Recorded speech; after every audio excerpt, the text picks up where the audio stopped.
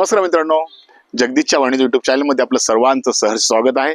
तुम्ही सर्व स्वस्त असाल, मस्त असाल अशी मी आशा करतो। मित्रांनो, आज आम्ही पोहोचलोय महाबळेश्वर। हे महाराष्ट्राचं मिनी काश्मीर म्हणून ओळखलं जातं। मित्रांनो, काल इथे पाऊस पडला, सकाळी पण पाऊस पडला।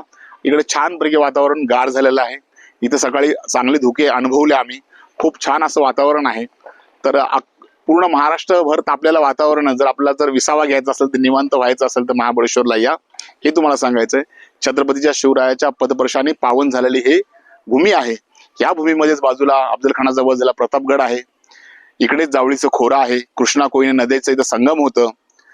तर मित्रांनो, हे निसर्गाच्या सानिध्यामध्ये आम्ही आलेलो आहोत। त्या निसर्ग सानिध्य आपल्याला काय शिकवतं, हे निसर्ग आपल्याला काय शिकवतं, हे झाडे वेली आपल्याला काय शिकवतात, याकडे आपण बोलणार आहोत।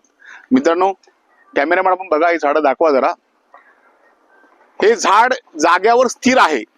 बाजूचं शेजारचं झाड जागेवर स्थिर आहे, पण हे झाड जरी स्थिर असेल, यांचे पानं, यांच्या वेली एकमेकांमध्ये गुंतलेल्या आहेत, तरी पण हे कोणत्याही प्रकारचं भांडण करत नाही, कोणत्याही प्रकारची हिंसा करत नाही, किंवा तू माझ्या जागेत का आला म्हणून भांडत सुद्धा नाही।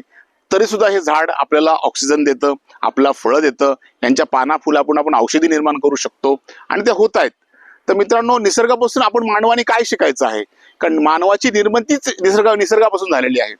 तर निसर्गापासून आपण काय शिकलं पाहिजे? तर निसर्गापासून आपण आपण शेजारी असतो, तर आपण छोट्या छोट्या कारणावरून भांडण करत असतो, आणि ते भांडण जातं कुठे? पोलिटिशियनच्या मार्फत जातं ते न्यायालयामध्ये।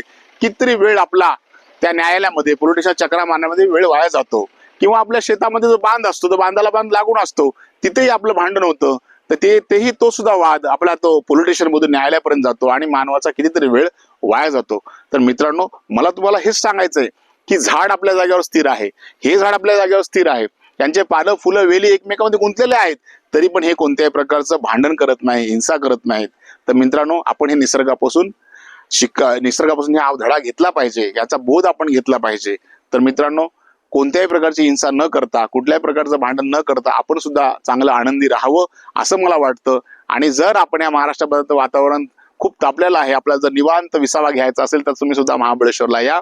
छत्रपती शिवरायाच्या पदस्पर्शाने पावन झालेली ही भूमी, आणि ह्याच भूमीमध्ये आपण यायचं आहे। तर निसर्गाकडून आपण शिकावं काय? तर आपण आपल्या जागेवर स्थिर असून, आपण एकमेकाला जरी धक्का जरी लागला, भांडण जरी झालं, तर ते भांडण जास्त टोकाला न जाता आपसापसात मिटवावं, आणि आपण स्थिर राहावं, आनंदी राहावं आणि सुखी राहावं, हे तुम्हाला सांगायचं मला। नमस्कार।